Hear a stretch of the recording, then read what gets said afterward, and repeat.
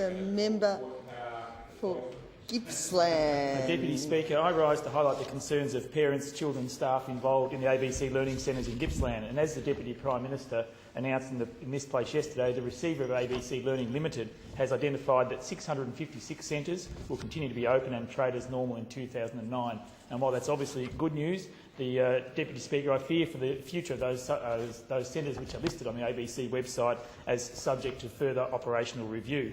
In the electorate of Gippsland, there are 3 centres in Sale, 1 in Lake Centrance, 1 in Maffra and 1 in Morwell, which are listed on the website in this category. And I'm reassured by the words of the Minister and the receiver that this doesn't necessarily mean they won't be operating in 2009, but we can expect a further announcement within a week.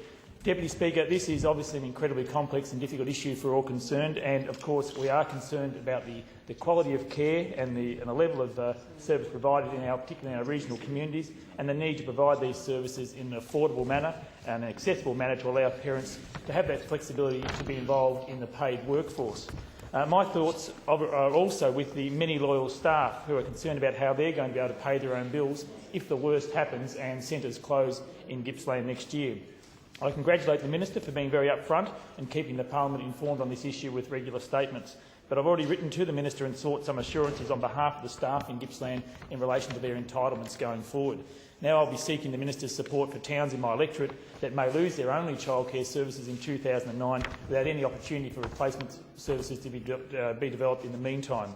I don't believe it is the government's job to continually bail out a failed business, but there is an obligation to provide an essential service where a market-based model has failed. It has been a very easy target for the current government to attack the previous administration for allowing ABC Learning to become too big, but I think it's always easy to be wise after the event.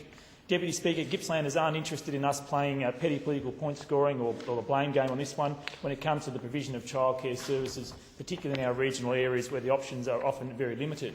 The government says it does have a task force in place which is working with the receiver, and it does sound promising, but Gippsland families want a guarantee that there will be somewhere for their children to be safely cared for in 2009. I urge the Minister to remember the small country centres that are caught up in this issue, and if there are no alternative service providers, the government must act to guarantee services in the future.